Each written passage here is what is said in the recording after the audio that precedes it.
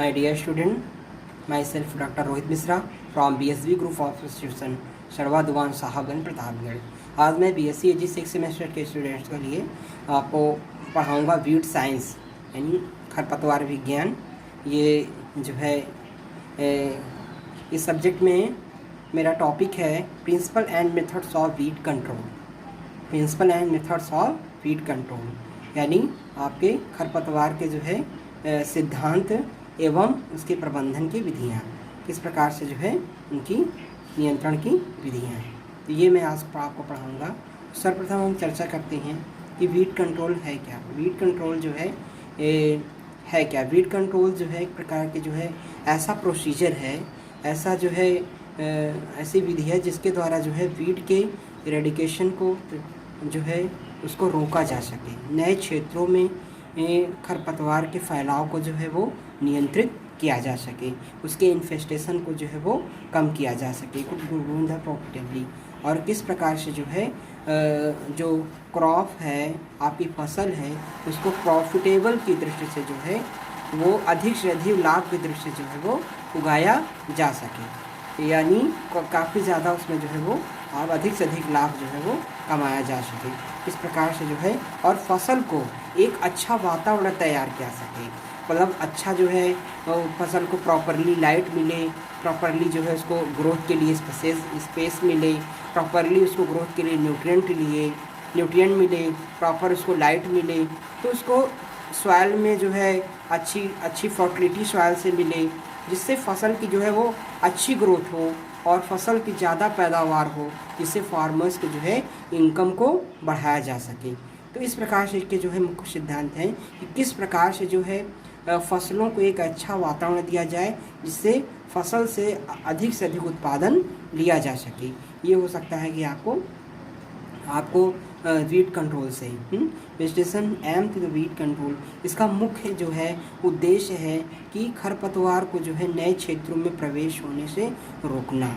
जो वेजिटेशंस हैं, जो कई प्रकार के फील्ड के आसपास जो वेजिटेशन के एरिया है उसको जो है कम करना, जिससे कारण से और जो हमारी जो मृदा है, भूमि है, उससे जो है अनवांटेड जो वीड्स हैं, इसका कोई महत्व नहीं है, उसकी संख्या को कम करना है।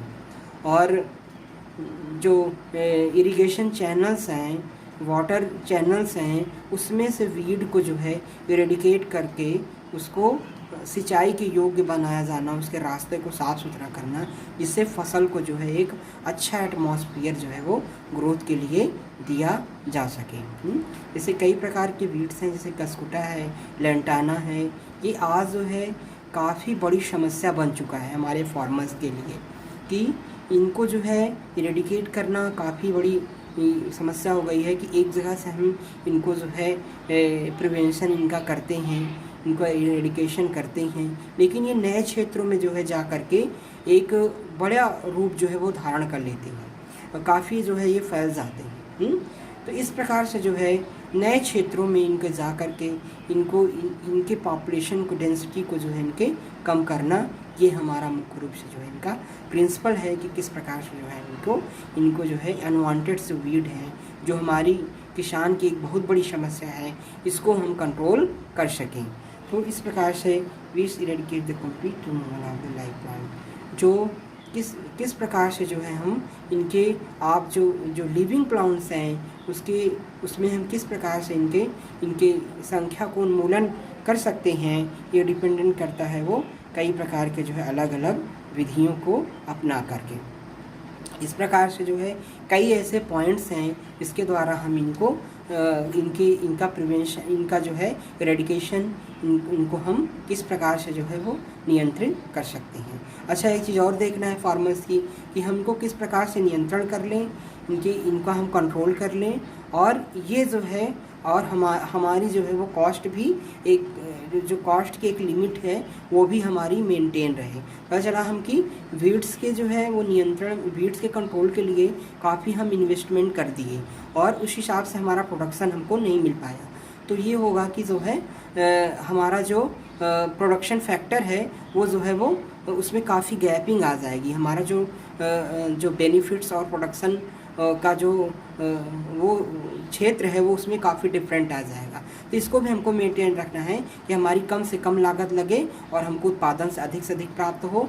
इस प्रकार से हम जो है वीड्स को नियंत्रण करेंगे, जो है कि हमारी जो है लागत फसल में कम से कम लग सके, यानी उसके नियंत्रण करने के लिए हमारी जो कॉस्ट है वो कम पड़े हमारे फसल के उत्पादन की दृष्टिकोण से। अब इसमें कई ऐसे पॉइंट्स हैं जिसके द्वारा जो है वो वीड्स को जो है कंट्रोलिंग किया सकता है। जैसे हैबिट्स ऑफ वीड प्लांट, यानी आप किस प्रकार से उनकी हैबिट्स को जो है हैबिट्स के आधार पे भी उनको हम उनका इरेडिकेशन हम जो है कर सकते हैं। यानी कुछ ऐसे हैबिचुअल प्लांट्स होते हैं जो आपके इरीगेटेड लैंड में होते हैं, और कुछ ऐसे होते हैं जो ड्राई लैंड्स में उगते हैं, कुछ ऐसे होते हैं जो ह्यूमिड रीजन में उगते हैं, कुछ जो है ड्रॉट रीजन में उगते हैं। तो अलग अलग जो है उनकी हैबिचुअल कंडीशन होती है वो कहाँ किस प्रकार के वीड्स हैं जो उग रहे हैं। तो जैसे एक हम वीड्स का एग्जांपल लेते हैं, जीरोफाइट्स वीड्स। जीरोफाइट्स वीड ऐसे होते हैं जो ड्राई एरियाज़ में जो है वो ज़्यादा उगते हैं, और अगर उनको जो है वाटर रीजन में अगर उनको ज़्यादा जो है मॉइस्चराइज एरिया में उगाया जाए तो बिल्कुल नहीं होंगे, या फिर अगर उनको ज़्यादा मॉइस्चर कंडीशन मिल जाती है तो बिल्कुल वो है नष्ट हो जाते हैं। तो इस प्रकार के जो ड्राई एरिया में जो है जीरोफाइट्स के उगने वाले वीड्स हैं उनको अगर हम इरीगेट कर दें, उनमें सिंचाई कर दें तो वो नष्ट हो जाती है, उनकी संख्या जो है वो नियंत्रित हो जाती है, पूर्णतया वो जो है नियंत्रित हो जाते हैं। तो इस प्रकार उनकी हैबिचुअल भी चेंज करके उनको कंट्रोलिंग किया सकता है। और दूसरा life cycle of the weeds, weed के जीवन चक्र को जो है वो नियंत्रित करके उनके जीवन चक्र को तोड़ करके भी उनको इरेडिकेट उनको किया सकता है। किस प्रकार से, जैसा मैं आप लोगों को पिछली क्लास में बता चुका हूँ कि जो वीड्स होते हैं उनकी लाइफ साइकिल जो है वो 3 प्रकार के वीड्स होते हैं। ये लाइफ साइकिल के आधार पे जो उनका क्लासिफिकेशन मैं आपको पढ़ाया था उसमें 3 प्रकार की लाइफ साइकिल जो है डिवाइड होती है। एक लाइफ एनुअल, बाइन्यूअल और पेरीन्यूअल्स, यानी 1 वर्षीय खरपतवार, दूसरे हैं 2 वर्षीय खरपतवार और तीसरे हैं त्रिवर्षीय यानी बहुवर्षीय खरपतवार। पेरीन्यूअल्स में बहुवर्षीय खरपतवार की श्रेणी में भी आते हैं। तो इस प्रकार से जो है इनकी लाइफ साइकिल जो है वो 3 भागों में 3 प्रकार की इनका जीवन चक्र होता है।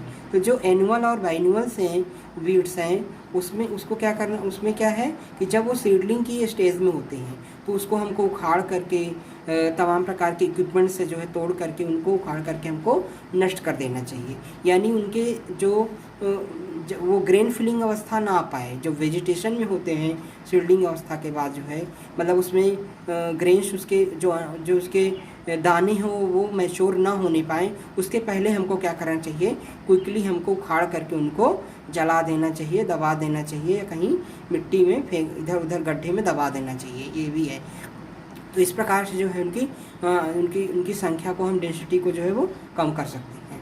और जो पेरिन्यूअल्स वीड्स हैं, पेरिन्यूअल्स वीड जो ओवरसी खरपतवार उसमें क्या करना चाहिए, पेरिन्यूअल्स जो होते हैं उसके जो तमाम वेजिटेटिव पार्ट्स होते हैं उसमें प्रोपोगेट जो होता है वो वेजिटेशन के द्वारा होता है, और जो पेरिन्यूअल्स और एनुअल्स वीड्स हैं उसके सीड के द्वारा उनका प्रोपोगेशन होता है। तो पेरिन्यूअल्स का जो प्रोपोगेशन होता है वो प्लांट्स पार्ट उनके कई प्रकार के भाग के प्लांट्स पार्ट्स के द्वारा होता है, जैसे ग्रेन्स हो गया, सीड्स हो गया, बाई राइजोम्स हो गया, और बाई जो है रूट्स हो गया। इस प्रकार से जो है कई प्रकार के पार्ट्स होते हैं जिसके द्वारा उनका प्रोपोगेशन होता है।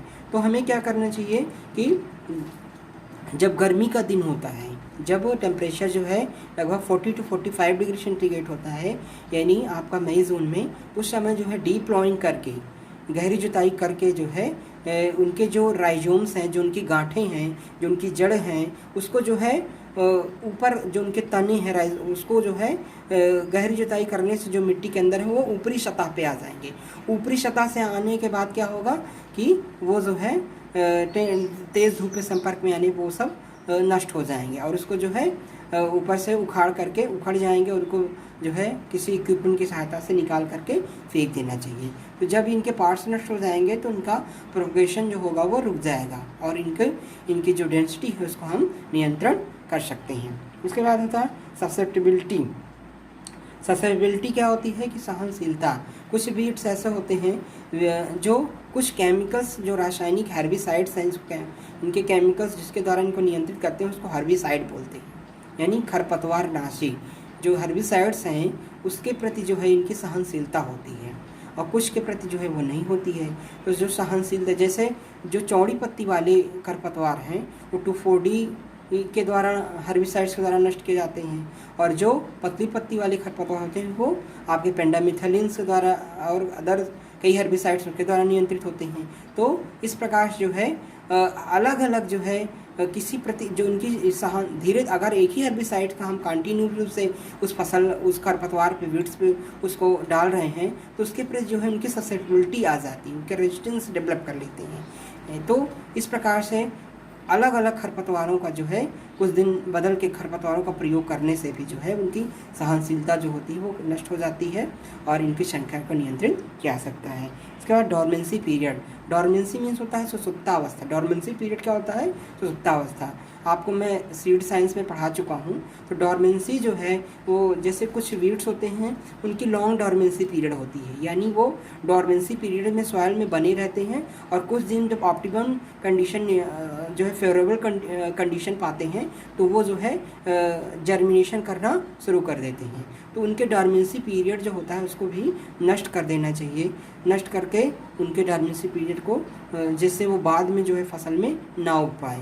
तो इस वजह से जो है उनको बचाया जा सकता है। जैसे होता क्या है कि जैसे आप जैसे धान का कोई खरपतवार है तो एक साल जैसे धान की फसल आप ले लिए उसके बाद जो है अगले वर्ष वो फिर उगाता है तो जो उसके जो सीड्स होते हैं वो डॉर्मेंट में पड़े रहते हैं मिट्टी में, तो उस डॉर्मेंट्स को जो है वो नष्ट कर देना चाहिए जिससे जो है उस फसल उस संख्या को खरपतवारों की संख्या को नियंत्रित किया सके। इस तरीके से है मेथड्स ऑफ रिप्रोडक्शन। हमने आपको पढ़ा कि प्लांट में दो रूप से जो है प्लांट्स का रिप्रोडक्शन होता है। एक होता है बाई सीड्स और एक होता है बाई वेजिटेटिव पार्ट्स के द्वारा।